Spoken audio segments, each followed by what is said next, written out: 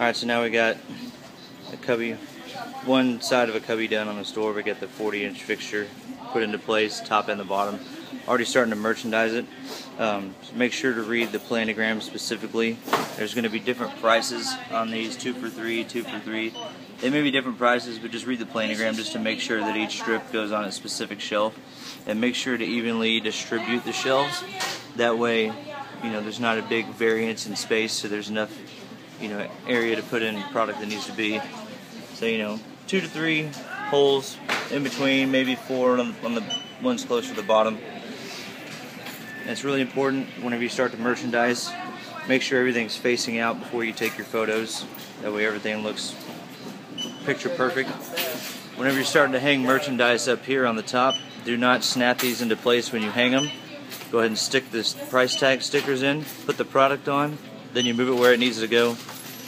And then when the product is there, then you just snap it down. That way it's stuck. That way you don't have to move it at all. The product doesn't fly anywhere when you have to readjust it. And then you're good to go. And here's the finished product of the side cubby with the top and bottom 30-inch candy fixture. You can see each row is, you know, specific to the planogram. Also, it has, you know, specific prices for each different material that's hanging at the top. So this one also had a unique feature on the side where there was a slight hole where we had to cut a unique piece to be able to drill in. So just keep an eye out on that if you're doing it on the side. And yeah, just make sure you have everything facing out. Everything is evened out on the top. Everything pushed out. Make sure everything is facing, pushed up forward. That the brand name is on the top so you can see it. Alright, this is a 40-inch counter fixture. Got the top counter fixture with the Mystic casing. Bottom fixtures flush with the bottom. One thing you want to make sure is that this top part of the bottom counter fixture is almost exactly flush with the bottom of the top counter fixture. To do that, you see how it's screwed all the way to the top. The wood is pulled all the way up and you tighten it on each side. Then you have to adjust your pins down here in the bottom. So it's either going to be like maybe 1 or 2 notches from the top, but you can adjust it. Just make sure you leave this bottom row off. Do not put anything here just yet until you actually have it all adjusted. And then you can go back and take this last rack, throw it down there in the bottom, even it out, and merchandise it. And here's the 40-inch counter fixture, over the counter, bottom counter. As you can see, there's not a lot of product. Pulled what we could off the shelf, but the store is actually going to get a shipment of more stuff tomorrow. If that's the case, we've been told just to leave it as is, and they will fill out the rest of the planogram whenever they receive more candy. Here's the last 30-inch fixture with the Mystic casing. Same deal.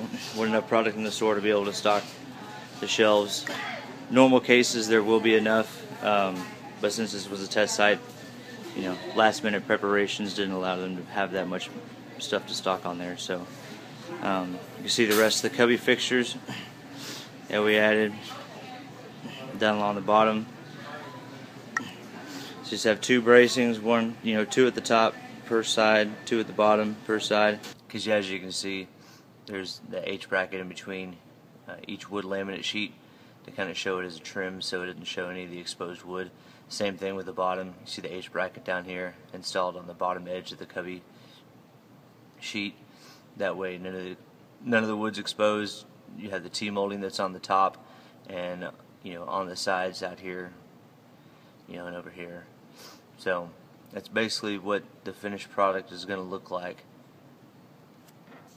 Okay guys, just to kind of give you a quick summary and recap of the project. Number one, obviously when you get on site, you want to talk to the manager, show them your letter of authorization, find out where the materials are in the back, find a nice area to set up and assemble the fixtures and leave them back there. Go outside, use the measurement sheet, get your cubby measurements, get your 2x4 measurements. Remember that the wood laminate sheet grain needs to go up and down, not side to side. So that's very important to remember when you're making your measurements and cuts.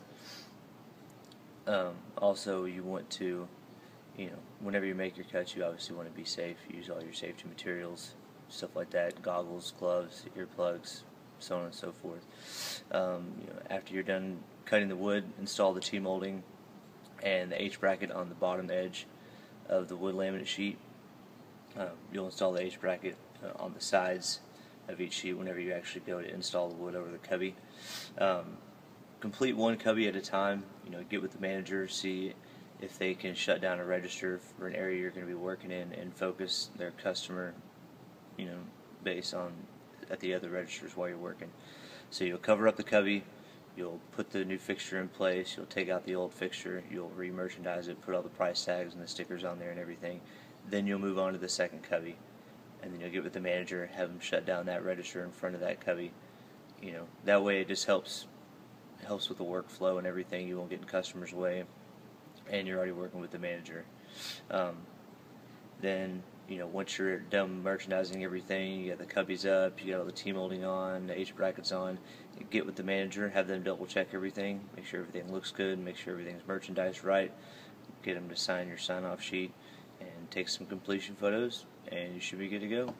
Guys, I hope this training video has been really helpful for you. It should pretty much explain just about everything, but if you do have any questions, you know how to get a hold of me. You have my email, you have my phone number. Just get with me on anything you might need clarification on, and I'll be happy to help you out. Look forward to getting this project started, and we'll just see how it ends up. Good luck, guys.